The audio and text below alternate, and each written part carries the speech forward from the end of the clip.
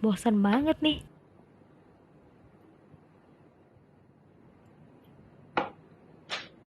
Mau ngapain lagi ya? Ngedrakor?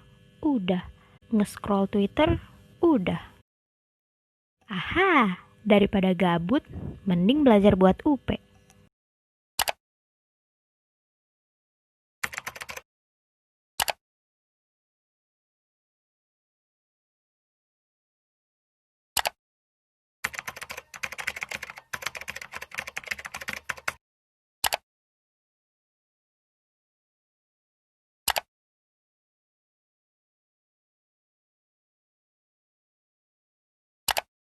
Assalamualaikum warahmatullahi wabarakatuh.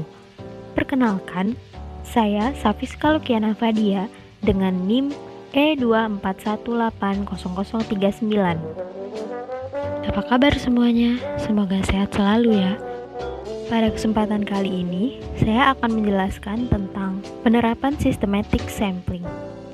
Jadi, terdapat dua cara pengambilan unit contoh. Yang pertama, simple random sampling atau penarikan contoh acak sederhana, dan systematic sampling ini. Apa sih systematic sampling itu? Jadi, systematic sampling merupakan salah satu metode penarikan contoh yang digunakan untuk mengambil unit contoh secara sistematik menurut aturan atau pola tertentu. Apabila dibandingkan dengan simple random sampling, kelebihan systematic sampling ini sendiri, apabila penerapan di lapangan, tidak perlu membuat kerangka penarikan contoh, karena unit-unit contoh dipilih dengan pola tertentu. Yang kedua, unit-unit contoh lebih mudah ditempatkan di lapangan dengan waktu yang relatif singkat. Dan yang ketiga, keterwakilan cukup tinggi, karena unit-unit contoh disebar secara merata dalam populasi. Di samping kelebihan, tentunya ada kekurangan yang tidak bisa kita pungkiri.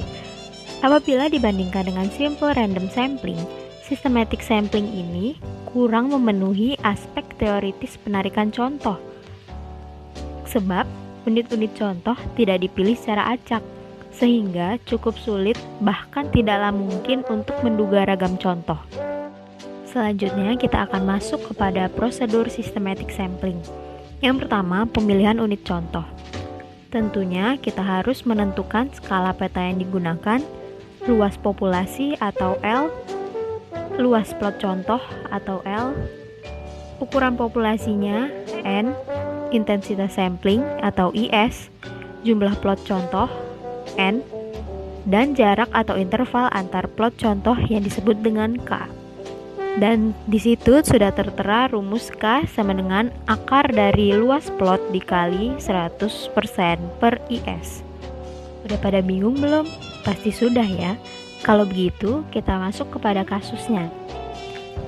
Kasusnya sendiri terdapat peta RPH Wanasakti dengan skala 1:10.000 dari petak 50, yaitu seluas 60 HA, yang berisi tegakan jati di RPH Wanasakti.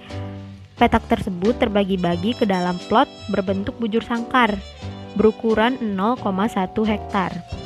Pada setiap plot diberi nomor urut dan dicatat volume kayunya dalam meter kubik. Nah, dari sini bisa kita analisis berdasarkan prosedur pada slide sebelumnya tadi ya.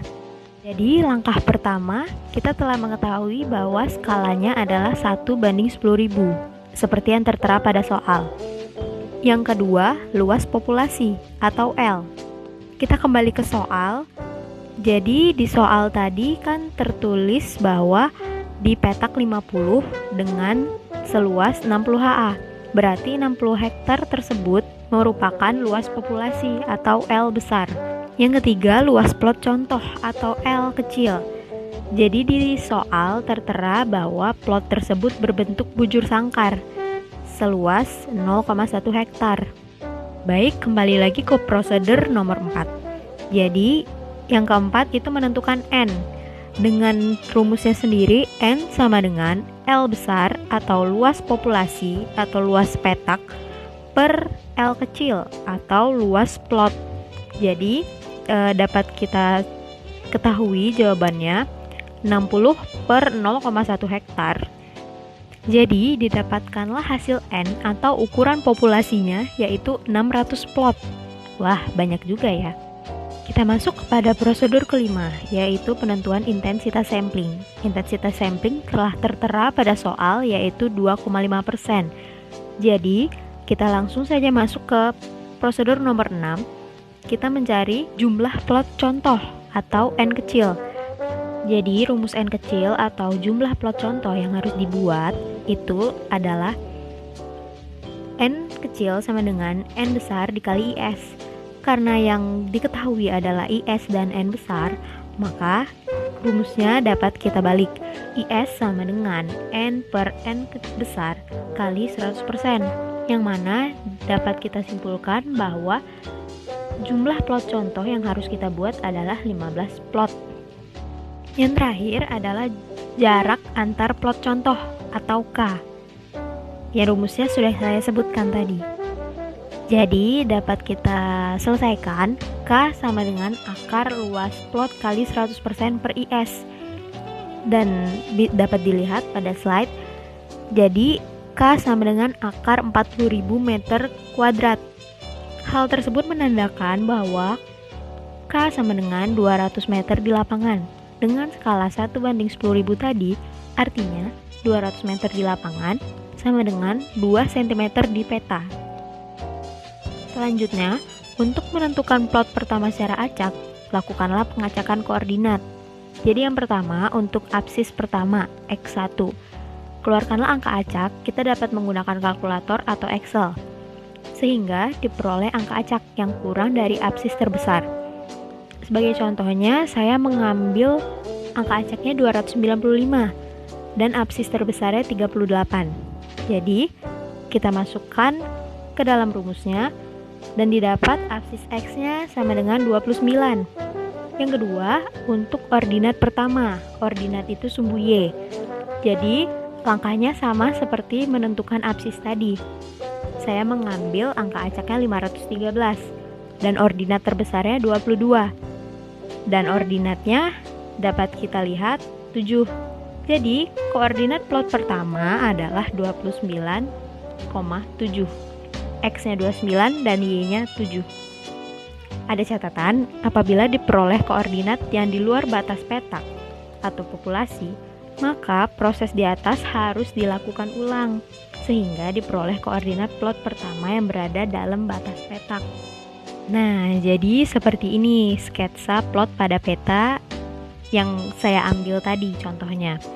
Dan plot pertama saya ambil pada plot nomor 458. Masih pada semangat kan ya? Selanjutnya kita masuk ke langkah yang kedua, yaitu pengukuran karakteristik populasi. Dan yang ketiga, pendugaan parameter populasi. Dapat dilakukan dengan dua pendekatan. Yang pertama, pendekatan simple random sampling untuk metode systematic sampling. Nah, dia menggunakan SRS untuk SYS. Dan rumusnya dapat kita lihat pada rumus yang sebelah kiri. Dan yang kedua, pendekatan selisih berurutan, successive difference, untuk metode systematic sampling, yang rumusnya ada di sebelah kanan. Mungkin cukup sekian yang dapat saya sampaikan. Jika ada salah kata, mohon dimaafkan. Wabillahi taufiq wal hidayah. Wassalamualaikum warahmatullahi wabarakatuh.